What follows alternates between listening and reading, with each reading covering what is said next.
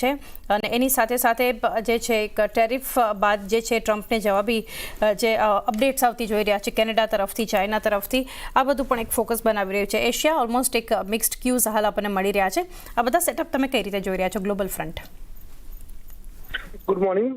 વેલ, global ફ્રન્ટની વાત કરીએ તો જે પ્રમાણે અત્યારે ટેરિફ વોર ચાલી રહી છે એમાં પણ જોવા જઈએ તો જે પ્રમાણે કેનેડા, મેક્સિકો અને ગ્રેજ્યુઅલી અત્યારે ચાઇના પર પણ અત્યારે ટેરિફ લગાવવાની વાત ચાલી રહી છે. ક્યાંક ક્યાંક એની ઇમ્પેક્ટ આપણને આવનારા દિવસમાં જલ્દીથી જોવા મળી શકે છે, એમાં બેમત નથી.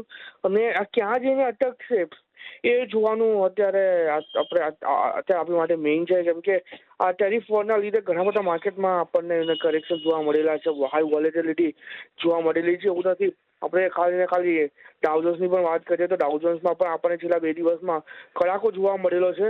એટલે મેજરલી અત્યારે આ જોવા જઈએ તો ખાલી ટેરિફ વોરના લીધે જ અત્યારે આટલી બધી વોલેટિલિટી આપણને જોવા મળી રહી છે. બીજું અત્યારે હાલ પૂરતી એવું કોઈ રીઝન નથી ઓવરઓલ ગ્લોબલ માર્કેટમાં જે સેન્ટિમેન્ટ દોહરાવી શકે. અત્યારે હું ડાઉ જોન્સના વાત કરું, કાલના દિવસમાં ડાઉ જોન્સ 45,520ની અરાઉન્ડનું ક્લોઝિંગ આપણને બતાવ્યું હતું. એની જે અપર રાઇઝિંગ ટ્રેન્ડ લાઇન છે એનું બ્રેકઆઉટ આપ્યું હતું. 50 MA નીચે ક્લોઝિંગ આપ્યું છે.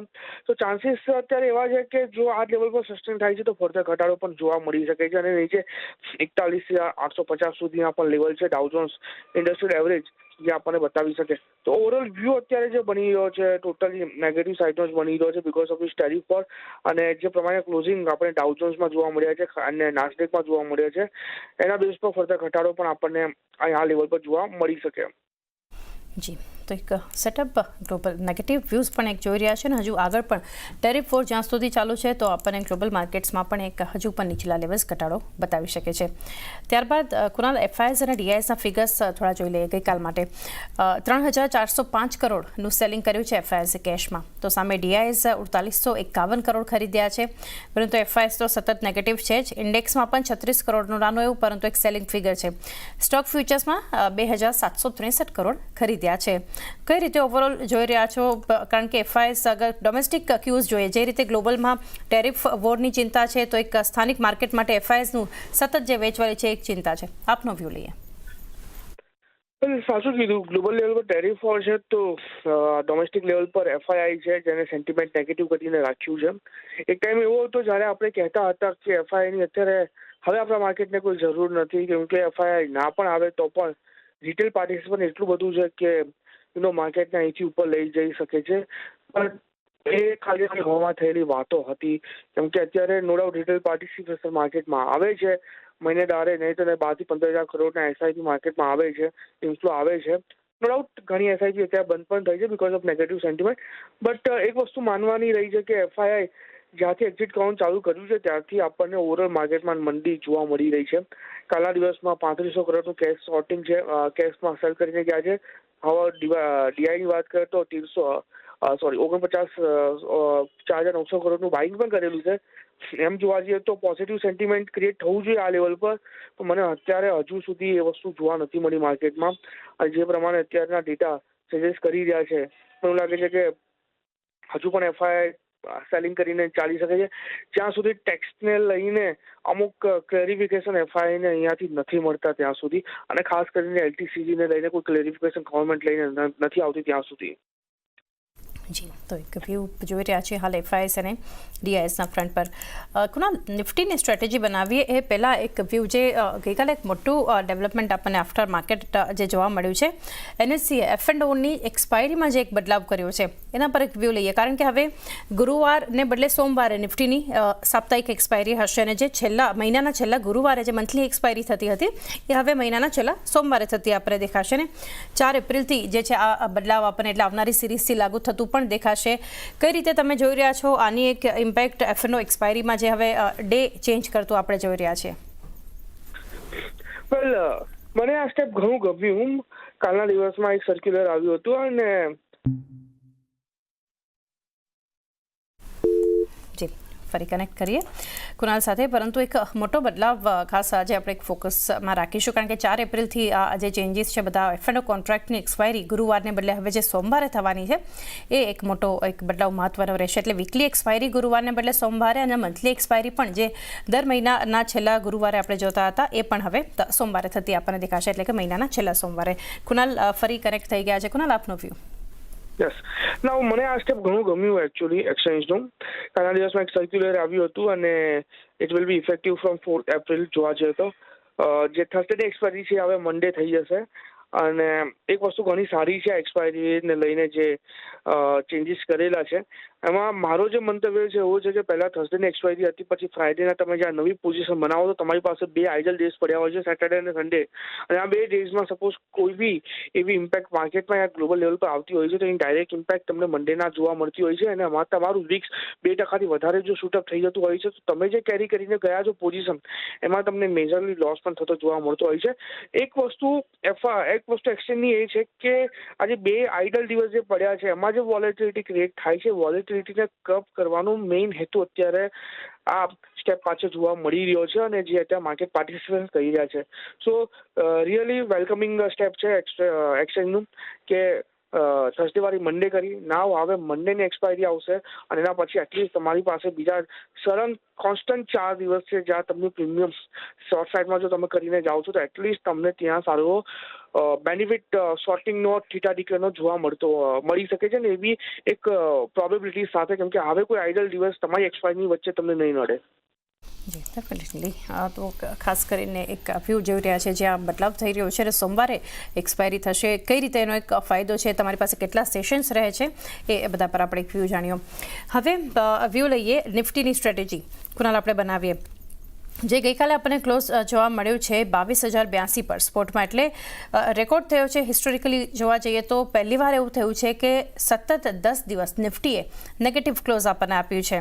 અને જે રીતે આપણને ગઈકાલે કારોબાર જોયો તો કોલ રાઇટર્સ અને પુટ રાઇટર્સની સ્ટ્રાઇક પણ જોઈએ. 22,200, ત્યારબાદ 22,300 અને 400 ઉપર એક્ટિવ કોલ રાઇટર્સ, નીચેની તરફ એક્ટિવ પુટ રાઇટર્સ હતા 22,000, 21,900 અને 21,800ની સ્ટ્રાઇક માટે. કઈ રીતે તમે જોઈ રહ્યા છો એક વ્યૂ નિફ્ટી પર? વ્યૂ અત્યારે આ લેવલ પર નેગેટિવ સાઇડ જ બની રહ્યો છે. નો ડાઉટ કાલના દિવસમાં આપણને પોઝિટિવ મોમેન્ટમ જોવા મળી હતી. કાલના દિવસમાં જોવા જઈએ તો ઓપન હાઈ, ઓપન લો મોસ્ટલી આઈડેન્ટિકલ હતા અને ઘટાડો મતલબ આ લોઅર લેવલ પર ઓપન થઈને ઉપરની તરફનું ક્લોઝિંગ આપણને જોવા મળ્યું હતું.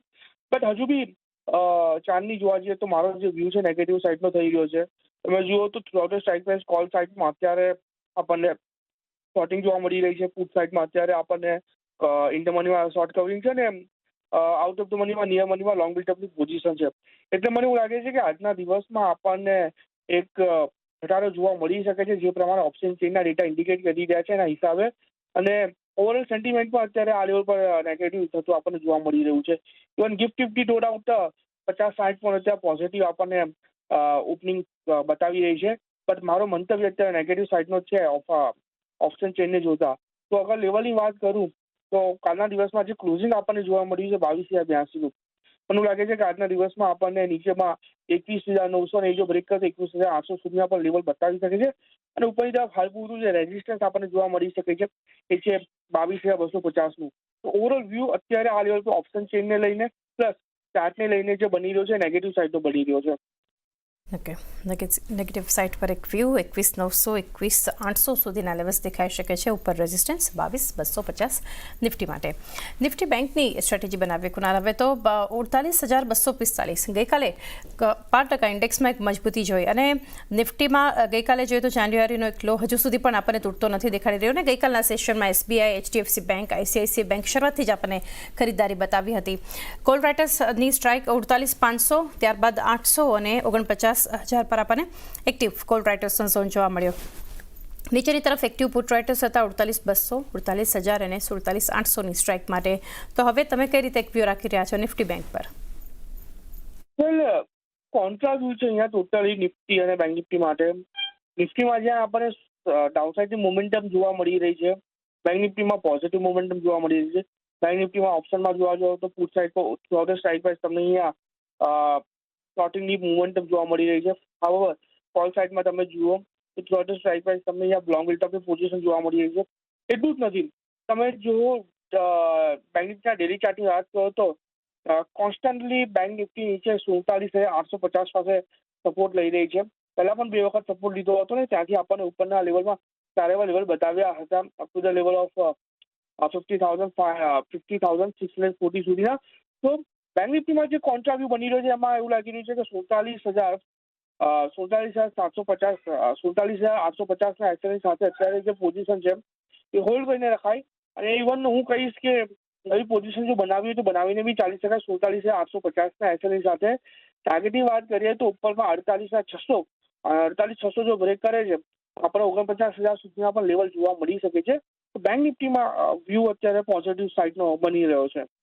જી, આજની જે પહેલી પસંદગી રહેશે એ જેએમઆર એરપોર્ટનું કાઉન્ટર છે. નીચેના લેવલ્સથી સ્ટ્રોંગ રિકવરી દર્શાવી રહ્યો છે. ઘણા ટ્રેડિંગ સેશન્સથી જોઈએ છે તો 67-68ના સપોર્ટ પાસે કન્સોલિડેટ થઈ રહ્યો છે. મોમેન્ટમ ઇન્ડિકેટર પણ બાઇંગના સિગ્નલ આપી રહ્યો છે. તો જેએમઆર એરપોર્ટ પર બાઇંગની સલાહ છે. લક્ષ્યાંક ઉપરમાં 76 રૂપિયાનો એક્સપેક્ટેડ છે. 69-69નો એક સ્ટોપ લોસ મેન્ટેન રાખવાનો રહેશે. બીજી જે પસંદગી છે એ છે હેગ લિમિટેડનું કાઉન્ટર. ઓવરઓલ એક ડબલ બોટમ ફોર્મેશનનું પેટર્ન જોવા મળી રહી છે 335-34ના લેવલ પાસે. મોમેન્ટમ ઇન્ડિકેટર પણ પોઝિટિવ ડાયવર્જન્સ દર્શાવી રહ્યા છે. અને લાસ્ટ ટ્રેડિંગ સેશનમાં જોઈએ તો 20 ડેઝની મૂવિંગ એવરેજને એક આપણે અપસાઇડ બ્રેક કરી રહ્યા છે.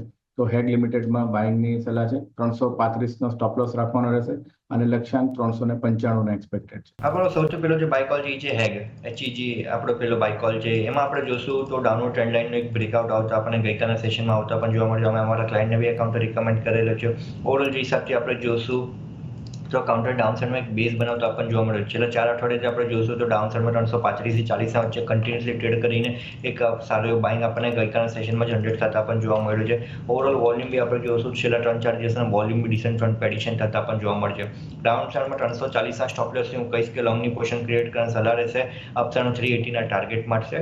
જે સેકન્ડ બાય કોલ છે નવીન ફ્લોરોમાં આપણે જોશું તો આ કાઉન્ટરમાં બી આપણે જોશું તો ગઈકાલના સેશનમાં સારું બાઇંગ આપણને ડાઉનસાઇડના 100 DMનો સપોર્ટથી રિવર્સલ આવતા પણ જોવા મળ્યું છે. સાથે જ આપણે જોશું તો જે બાઇંગ આવ્યું છે એના લીધે આપણે જોઈએ તો એનાથી ક્લોઝિંગ બી જે બનતા પણ જોવા મળ્યું છે 50 DMના ઉપર થતા પણ જોવા મળ્યું છે. જેના લીધે કન્ફર્મેશન હજી બનતા પણ જોવા મળે છે. અપસાઇડમાં જે બ્રેકઆઉટ લેવલ અત્યારે કરન્ટલી નવીન ફ્લોરન દેખાડે છે એ 39.20નો છે. 39.20નો લેવલનો જેમ બ્રેકઆઉટ આવે છે અપસાઇડમાં ત્યારબાદ મને લાગે છે 4,000 પાર જતા કાઉન્ટરને ટાઈમ નહીં લાગે. સો કરન્ટલી લોંગની પોઝિશન ક્રિએટ કરવાની સલાહ રહેશે. કન્ડિશનલ લોંગ કોલ રહેશે. 39.20ના ઉપર લોંગની પોઝિશન ક્રિએટ કરવાની સલાહ રહેશે. અપસાઇડમાં 4040નો ટાર્ગેટ રહેશે અને ડાઉનસાઇડમાં 3850નો સ્ટોપ લોસ રહેશે.